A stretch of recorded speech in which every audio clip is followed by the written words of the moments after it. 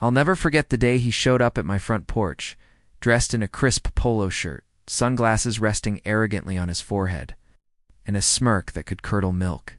His name was Richard Lawson, the president of the Maple Ridge Homeowners Association, and to him, the world was one big game where money and power always won. "Mr. Thompson," he said smoothly, as if he were doing me a favor, "I'll get straight to the point. Your land would be much better served as part of the new golf course we're building. I can offer you a generous price. Think about it, your little farmhouse isn't worth much compared to what we'll do with it." I blinked at him, caught between confusion and disbelief. My farmhouse, my land, wasn't worth much? This was the same land my father had tilled, the same home my late wife and I built our lives in. Every inch of soil was soaked in memories. "I'm not selling," I said firmly, gripping the edge of my doorframe like it was the only thing keeping me steady. Richard chuckled, the kind of laugh that wasn't meant to share joy but to belittle. "Oh, I don't think you understand. This isn't really negotiable. You're right in the middle of our expansion plan. The board and we've already drawn up maps." That's when anger started to stir in me. "Then redraw them. I'm not part of your HOA, Richard. You have no control over me or my land." His smile faltered just for a second, but then he leaned closer. "Everyone has a price, Mr. Thompson. You can make this easy, or you can make it very hard." As he walked away, I felt a chill crawl down my spine. He wasn't just offering to buy, he was threatening. And deep down, I knew this was only the beginning. That night, I sat on the porch, staring at the old oak tree my wife had loved. Her laughter still lingered in the wind that rustled its leaves. "Mary," I whispered into the darkness, "I won't let him take this from us. Not now. Not ever." I didn't realize then how far Richard would go or how much fight I still had left in me. The next few weeks were a nightmare. It started small anonymous complaints to the county about my unkept property. Then came strange letters in my mailbox, claiming my land violated HOA rules. Rules I wasn't even under. One morning, I woke up to find surveyor stakes driven into my front yard. Bright orange flags marking lines that cut straight through my garden. I pulled them out one by one, my hands shaking with rage. I stormed over to Maple Ridge.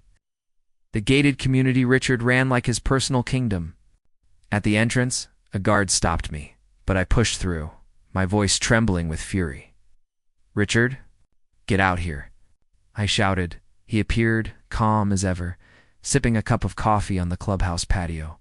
"Ah, Mr. Thompson, I see you've noticed the preliminary survey. Progress is exciting, isn't it?" "This is harassment," I yelled. "You can't just mark my land." "I told you, I'm not part of your HOA." Richard set down his coffee. "Legally, maybe not. But practically, you're surrounded by us.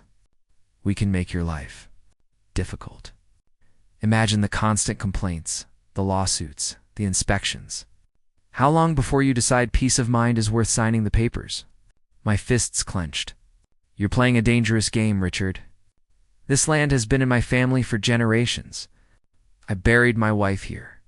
You think I'll give that up for a golf course?" For the first time, something flickered in his eyes' annoyance, maybe even fear of resistance. But he quickly masked it with a sneer. "We'll see." That night I sat in the kitchen, staring at the worn table where my wife and I had shared countless dinners. I felt tired, beaten down, but then I remembered her words the night she got sick. "Promise me you'll never let anyone take this place from you." "Tom, it's more than land, it's home." And with that memory, my exhaustion turned into resolve.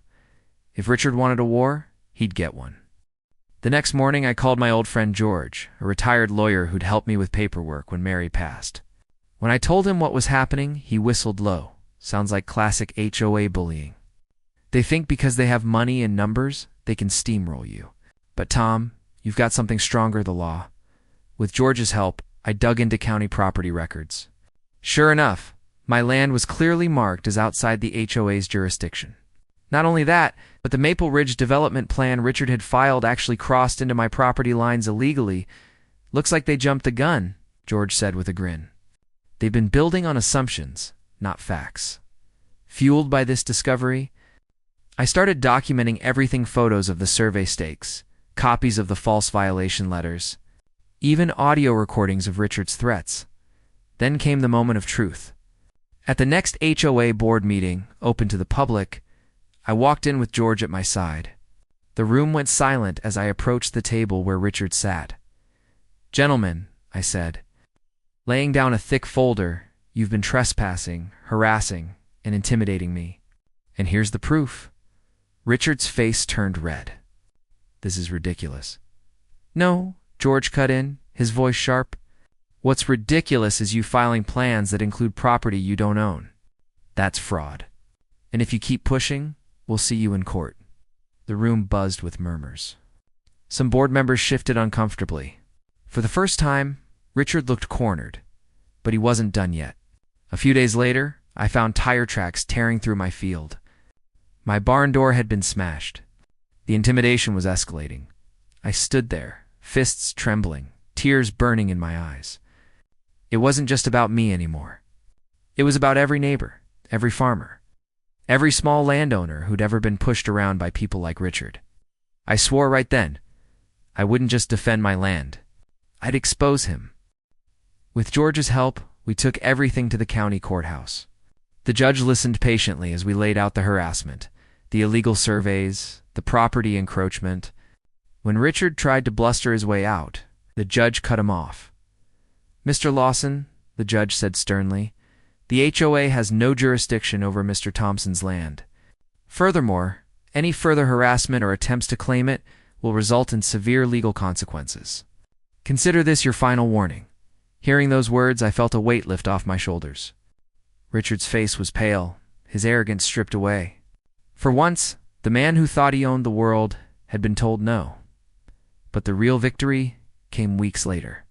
Some of his own board members resigned, ashamed of how far things had gone.